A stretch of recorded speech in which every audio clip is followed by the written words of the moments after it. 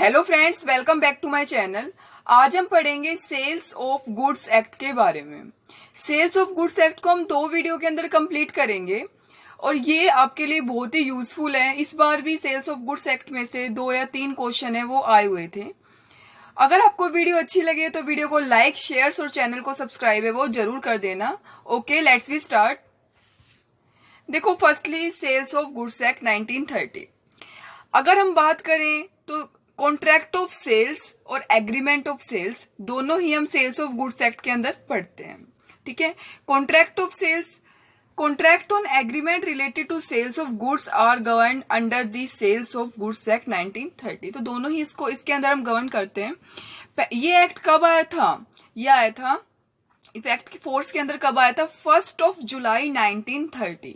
Okay, whole of and in the whole of the India except the Jammu and Kashmir. देखो, लेकिन अब जो है 370 आर्टिकल है वो हट चुका है, तो अगर हम कह सकते हैं कि अब ये जो एक्ट है होल ऑफ इंडिया पर अप्लीकेबल होगा। ठीक है, इसके बाद कुछ डेफिनेशन है जो इसके अंदर हम पढ़ेंगे। फर्स्टली आता है गुड्स। ठीक है, इस गुड्स में से क्वेश्चन पूछा गया था इस बार। देखो, मैं बताती हूँ कौन सा क्वेश्चन पूछा गया था। गुड्स आता है सेक्शन 27 के अंदर। Goods is defined as per section 27। तो गुड्स के अंदर क्या आता है, डेफिनेशन में बताया गया है, every kind of movable property other than actionable claim and money. तो क्वेश्चन में पूछा गया था कि इनमें से कौन सा है वो गुड्स के अंदर नहीं आता है, सेल्स ऑफ गुड्स के एक्ट के अंदर गुड्स की डेफिनेशन के अंदर नहीं आता है। ये वाला क्वेश्चन पूछा गया था।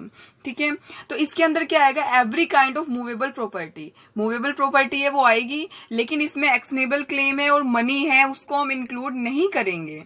और क्या क्या इंक्लूड करेंगे? स्टॉक्स को, शेयर्स को, ग्रोइंग क्रॉप्स को, ग्रास को and things attach to forming part of land, यानी जो भी लैंड से रिलेटेड है, जो अटैच है उससे, and which are agreed to severed before sales और under the contract of sales will be considered goods. तो इनको हम गुड्स के अंदर शामिल करेंगे। जो एक्शनेबल क्लेम्स हैं और मनी है, इसको हम गुड्स की डेफिनेशन के अंदर इंक्लूड नहीं करते हैं सेल्स ऑफ गुड्स एक्ट के अंदर। ठीक है, तो एक क्वेश्चन तो आपका यहीं से निकल गया। ओके, उसके बाद देखो, गुड्स के अंदर हम पढ़ते हैं एग्जिस्टिंग गुड्स और फ्यूचर गुड्स। तो एग्जिस्टिंग गुड्स के अंदर ही 2 टाइप्स के गुड्स आते हैं। एक आते हैं असर्टेन गुड्स, एक आते हैं अनअसर्टेन गुड्स। ओके, देखो असर्टेन गुड्स क्या है, इसको आप एक एग्जांपल से समझना। मान लो आपके पास 500 एप्पल थे, 500 एप्पल थे। ठीक है, 500 एप्पल थे। अब आपको है ना 500 एप्पल में से 200 एप्पल है वो सेल करने हैं, और आपने 500 एप्पल में से जो 200 एप्पल है उसको अलग निकाल कर रख लिया कि भाई मेरे को है ना इन 500 एप्पल में से इनमें से ये 200 एप्पल है मुझे सेल करने हैं। तो यहाँ पर क्या आ गया? असर्टेन गुड्स, मतलब आपने यहाँ पर क्या कर लिया, उनको निश्चित कर लिया कि भाई मुझे ये वाले एप्पल है वो सेल करने हैं। ठीक है, तो देखो, out of this 500 apple you decide to sell 200 apples to sell this from the 500। ठीक है, आपने जो लार्जर सेट था उसमें से आपने डिफाइन कर लिया कि भाई मेरे को है ये 200 एप्पल है वो सेल करने हैं। तो thus you specify 200 apple from a larger groups of unspecified Apple.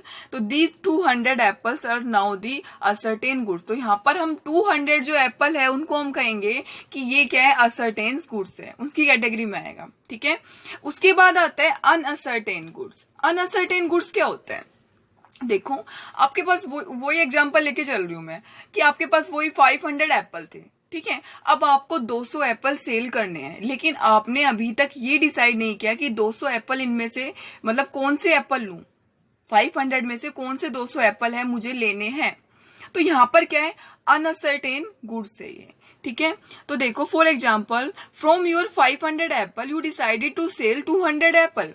आपने डिसाइड कर लिया कि भाई मेरे को 500 में से 200 सेल करने हैं, लेकिन but you don't specify which one you want to sell. लेकिन आपने ये स्पेसिफाई अभी तक नहीं कर पाए कि इन 500 में से कौन से 200 एप्पल है मुझे सेल करने हैं।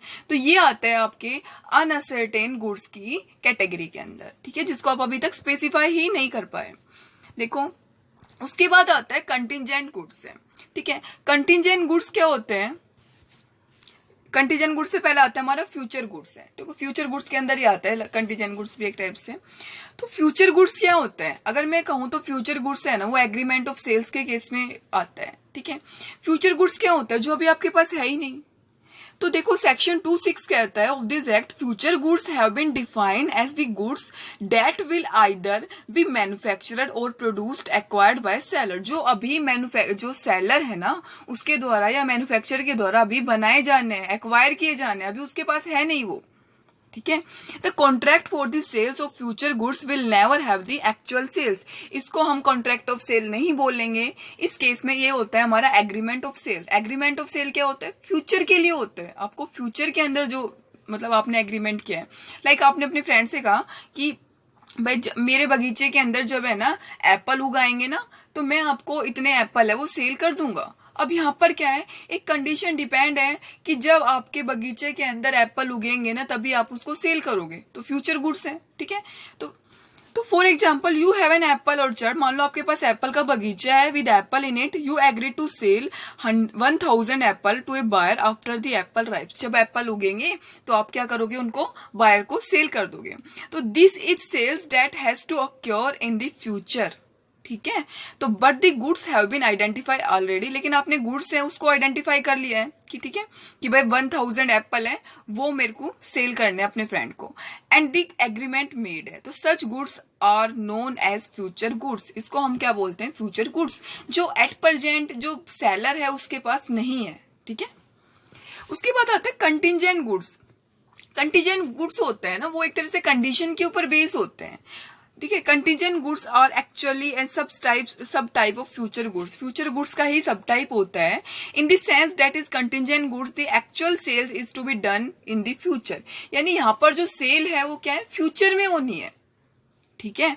This goods are part of sale contract that has some contingency clauses it. For example, if you sell your apple from your orchard when the trees are yet to produce apple, मतलब देखो यहाँ condition हो गई ना कि आप है ना एप्पल अपने बगीचे में से तभी जो सेल कर पाओगे तब आपके बगीचे के अंदर एप्पल उगेंगे। यहाँ कंडीशन है कि जब बगीचे के अंदर एप्पल उगेंगे तभी आप उनको सेल कर पाओगे। तो ये क्या होता है, कंटिजेंट गुड्स है, ठीक है। एक टाइप से फ्यूचर गुड्स के अंदर ही आते हैं ये भी, ठीक है। तो दी एप्पल और कंटिजेंट गुड्स है, this sale is to dependent on the condition that the trees are able to produce apple. तो यहाँ पर क्या एक कंडीशन हो गई कि जब ट्रीज है उस जो पेड़ है उनके अंदर एप्पल उगेंगे तभी आप उनको सेल कर पाओगे, ठीक है। तो ये क्या होता है, कंटिजेंट गुड्स है। नेक्स्ट आता है डिलीवरी, ठीक है। डिलीवरी का मतलब क्या होता है, जो गुड्स की पोजेशन है वो किससे, जो सेलर से बायर को ट्रांसफर होना। गुड्स की जो पोजेशन है, जो ओनरशिप है वो क्या हो रही है, सेलर से बायर को ट्रांसफर हो रही है, उसको हम बोलते हैं डिलीवरी, ठीक है। The delivery of the goods signify the voluntary transfer of possession from one person to another, ठीक है। The objective or end result of any purposes which process which result in the goods coming in the possession of the buyers into a delivery process. यानी delivery का मतलब क्या है, goods की possession है ना वो सेलर से बायर को ट्रांसफर होना। अब ये डिलीवरी भी 3 टाइप्स की होती है, इंपॉर्टेंट है, ये भी पढ़ना अच्छे से। देखो डिलीवरी के अंदर क्या आता है, फर्स्टली आता है एक्चुअल डिलीवरी। एक्चुअल डिलीवरी क्या है, आप बाजार गए, आपने बाजार से कोई चीज खरीदी, बायर ने क्या, आपने जो बाजार से कोई चीज खरीदी, सेलर ने उसको अपने आपके हाथ में दे दिया। मान लो आप कपड़े लेने गए, ठीक है, तो सेलर ने आपके हाथ में कपड़े दे दिए, आपने उनको क्या दे दिए, पैसे दे दिए। तो यहाँ पर क्या है, गुड्स का फिजिकल ट्रांसफर हो रहा है। गुड्स का क्या हो रहा है, फिजिकली, वो फिजिकली आपको हाथ में दे रहा है जो कपड़े दे रहा है, ठीक है। तो ये आपका क्या है, एक्चुअल डिलीवरी। कि if the goods are physically given to the possession of the buyer the delivery is an actual delivery, उसको हम क्या बोलते हैं, एक्चुअल डिलीवरी। उसके बाद आता है कंस्ट्रक्टिव डिलीवरी। कंस्ट्रक्टिव डिलीवरी का मतलब क्या होता है, जो डिलीवरी है ना वो बायर को नहीं दे रहा, बायर के कहने पर उसके किसी जो मान लो आपने अपनी फ्रेंड है ना उसको एक रिंग देनी है, ठीक है, लेकिन आप उस रिंग को अपने घर पर नहीं लाना चाहते। आपने क्या कहा, आप सेलर के, आप जो दुकानदार के पास गए, आपने बोल दिया, आपने पैसे दे दिए रिंग के और कह दिया कि जब मेरा जो भी फ्रेंड है ना ये आए ना उसको आप ये रिंग दे देना। तो ये क्या है, कंस्ट्रक्टिव डिलीवरी। यहाँ पर जो गुड्स की पोजेशन है ना वो बायर को ट्रांसफर नहीं कर रहे, बायर के कहने पर उसके किसी एजेंट या उसके किसी फ्रेंड को कर रहे हो, तो उसको हम बोलते हैं क्या, कंस्ट्रक्टिव डिलीवरी, ठीक है। The transfer of the goods can be done even when the transfer is effective without A change in the possession और कस्टडी ऑफ द गुड्स, ठीक है। तो इसको हम क्या बोलते हैं, कंस्ट्रक्टिव डिलीवरी। एक होता है सिंबॉलिक डिलीवरी। सिंबॉलिक डिलीवरी है ना, इसका यूज हम मतलब तब करते हैं जब जो गुड्स है ना वो बल्क के अंदर हो, ठीक है। जैसे मान लो गोडाउन है, किसी आपने क्या करा, गोडाउन की चाबी दे दी, या आप कार खरीद कर लाते हो, कार को कार को थोड़ी उठाकर आपके हाथ में देता है, ऐसा तो नहीं होता। कार को उठाकर थोड़ी देता है, कार की क्या दे देता है, चाबी दे देता है, या उसके कोई डॉक्यूमेंट दे देता है। इस तरह से वो पोजेशन ट्रांसफर करता है, ठीक है। तो इसको हम क्या बोलते हैं, सिंबॉलिक डिलीवरी, ठीक है। तो this kind of delivery involve the delivery of a thing in token of transfer of some other thing. For example, जैसे आपने की ऑफ गोडाउन की चाबी दे दी with the goods in it, when handed over to the buyers will constitute a symbolic delivery। तो इसको हम क्या बोलते हैं, symbolic delivery, ओके। फिर आता है आपका document of title to goods, ठीक है। From the section 2(4) of the act we can say that this include the bill of landing. इसमें क्या क्या इंक्लूड होता है ये देख लेना। तो इसमें इंक्लूड होता है bill of landing, dock warrant, warehouses keeper certificate, railway receipt है, ठीक है। एक क्वेश्चन ये आया हुआ था कि डॉक्यूमेंट ऑफ टाइटल है ना, इनमें से क्या इंक्लूड नहीं होता। ये वाला क्वेश्चन भी आया हुआ था दिसंबर, अभी जो 2019 का एग्जाम हुआ था। तो इसमें देख लेना क्या क्या इंक्लूड होता है। तो आपके जो डॉक्यूमेंट ऑफ टाइटल है उसके अंदर इंक्लूड क्या होता है, bill of landing, dock warrant, warehouses keeper certificate, railway receipt, multi modal transport document, warrant or order for the delivery of goods and any other document used in the ordinary course of business as a proof of the possession or control of the goods or authorizing on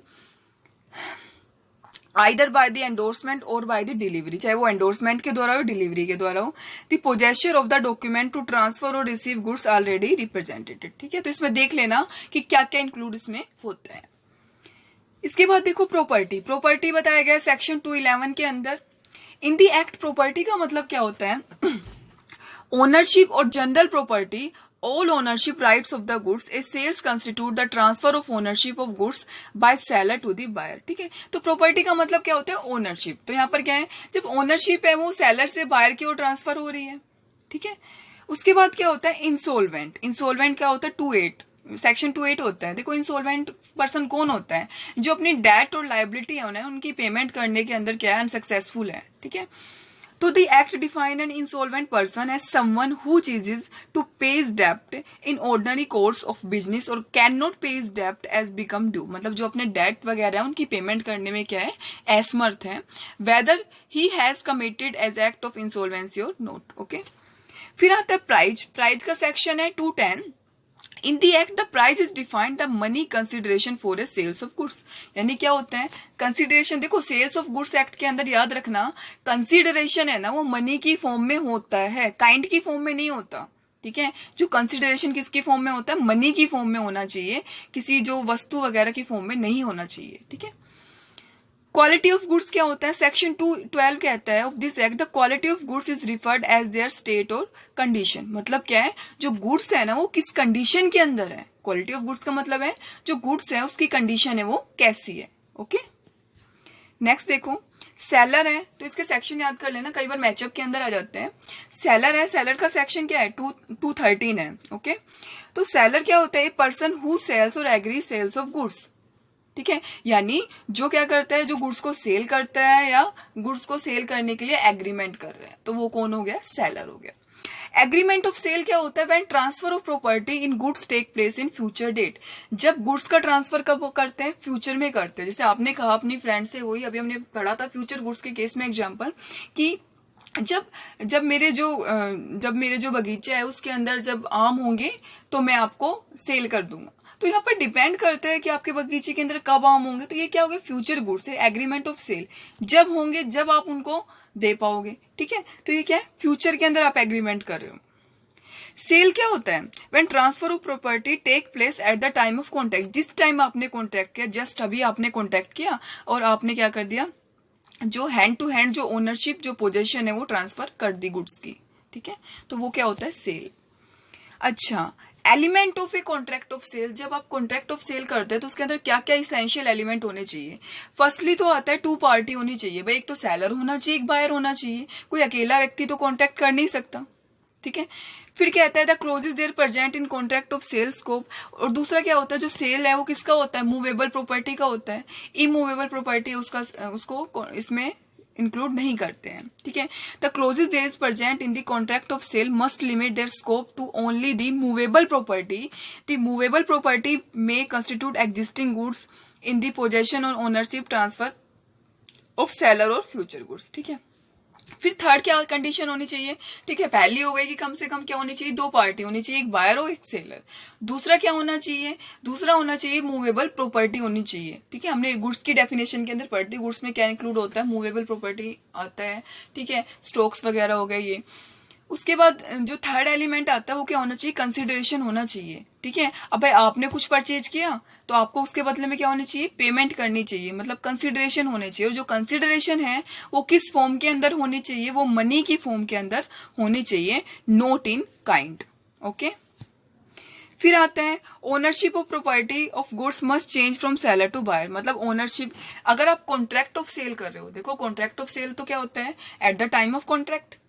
तो जब आप contract of cell होता है तो उस case के अंदर जो ओनरशिप है, जो पोजेशन है, वो तभी की तभी ट्रांसफर होनी चाहिए, ठीक है। The ownership of the property of the goods must change from the seller to buyer, यानी जो ओनरशिप है वो चेंज होनी चाहिए सेलर से बायर की ओर।